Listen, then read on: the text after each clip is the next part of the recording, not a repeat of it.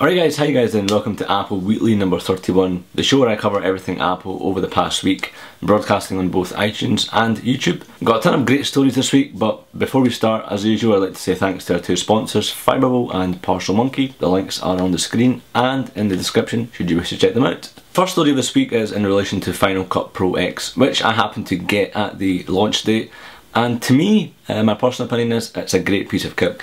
And I think to me it's a great piece of kit because it's kind of an upgraded iMovie, and as much as professionals they don't want to hear that statement as iMovie Pro, to me it's good. I like how the UI is quite familiar. I did kind of briefly try the previous Final Cut Pros, the 7 and the Express, and I didn't like the UI. It was kind of all over the place for me, for someone who was trying to get into that pro-ish market. It was confusing having come from ScreenFlow and iMovie. But at the same time, I'm a bit annoyed because they've kind of ignored the pro market, you know, their main customer. I mean, people who were getting the Final Cut Pro versions, they have annoyed a lot of people. And the Mac App Store, check out the ratings, there's more 1 stars than there is 5 stars. I think it's double or 3 times the amount, which is insane. So Apple obviously didn't consult with their main target audience, who were professionals, who are in the music, sorry, not the video industry, the film producers, you know, really high-end guys, and there was obviously no consultation period. I would have been happy if they just made the current Final Cut Pro X into an Express version, which would just be an upgraded iMovie, but then have a separate dedicated Final Cut Pro version for the really high-end guys who are basically coming from Final Cut Pro 7 to the new version of the X version. The main frustration amongst professionals, what they don't like about the new Final Cut Pro X, is that there's some features missing, some are hidden, some are going to be introduced sometime, and some are just totally gone. They don't know what's happening.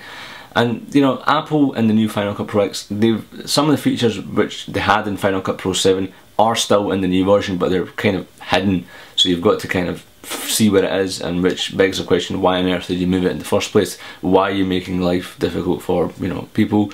You know there's going to be a backlash if you change something because people aren't used to it. And in terms of features that are coming soon, well, why did you just not release the new Final Cut Pro X once everything was ready? Why put it out a half-baked product knowing that people are going to hit you, you know, once it comes out? They've been hit with a lot of negative press, and I can't see Apple not doing anything about it. It's been in the Conor O'Brien show in the United States, a famous show where they pretty much diss Final Cut Pro, and it's widely kind of accepted that Apple have done a poor job on it. So all in all, Final Cut Pro X for me is absolutely fantastic. I've done some things that I thought I would never be able to do with this editing software. It's great for me, but at the same time I'm a bit kind of saddened to hear that they've not catered to the pro market or people who have been using Final Cut Pro for, you know, years and years and years. I mean, I would hate for the next iMovie on the Mac to come out and having some similarity with the actual iPad and iOS versions, and that some features are missing, or they've just kind of, you know, used the same stuff that they have on the iOS versions onto the Mac. And you know, I would hate that to happen. But what are your opinions on Final Cut Pro X? Have you bought it? What do you think? Leave it in the comments below.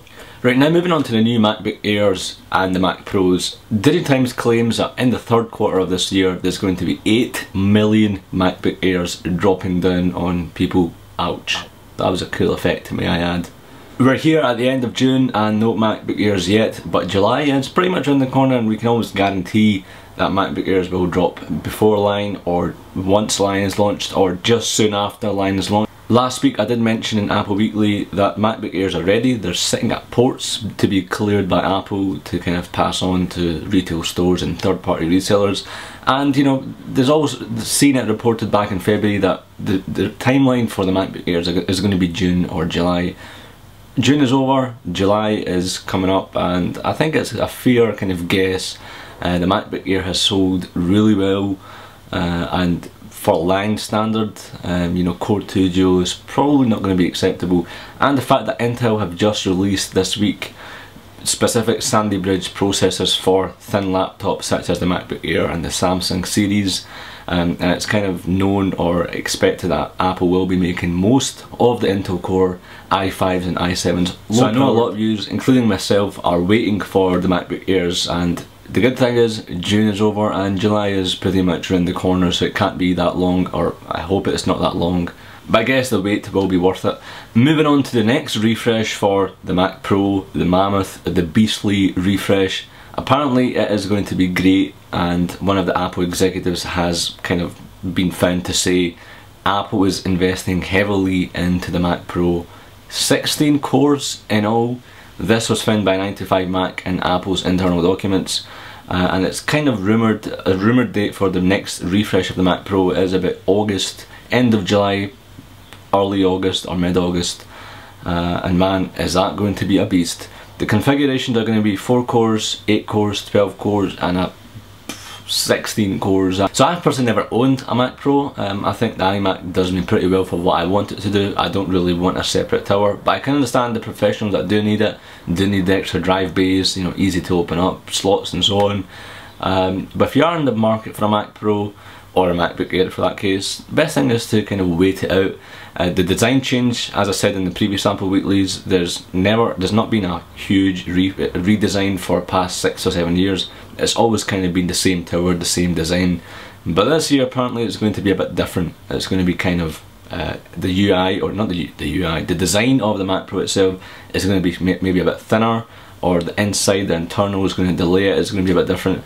So come August, you know, if you don't like the new ones, you can always buy a refurbished previous generation or a used one on eBay or whatever. Best thing is, in my opinion, is just to wait it out. Next up is Snow Leopard 10.6.8 was released a few days back, and one of the most interesting things to it was get your Mac ready for an upgrade to Line, which kind of pretty much says in order to have Line you must have Snow Leopard.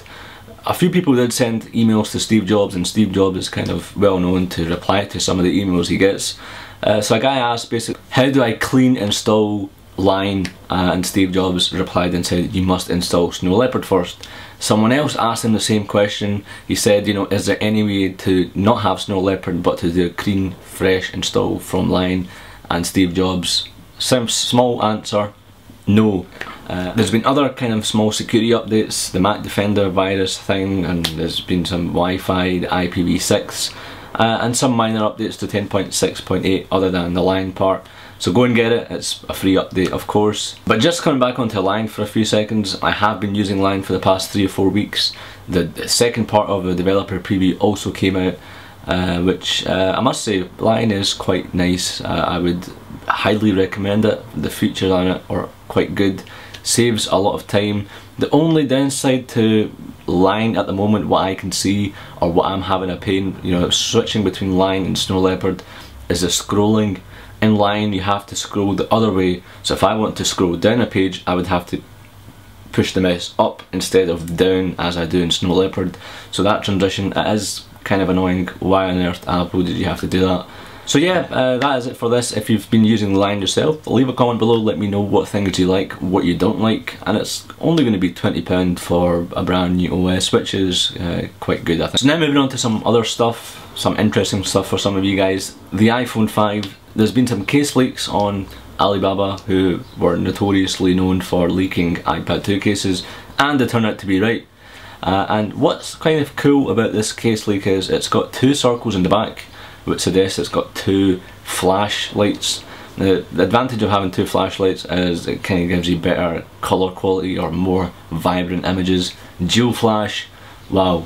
But in terms of design, it doesn't really say much. There's been mixed reports. Some are saying it's going to be identical to the iPhone 4. Some reports are saying it's going to be entirely new design.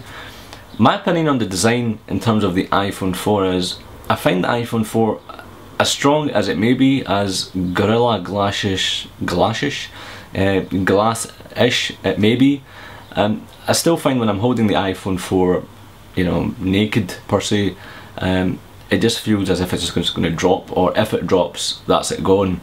Whereas when I was holding, or when I had the iPhone 3G and 3GS, I found it to be quite tough, even when I was just using it kind of naked.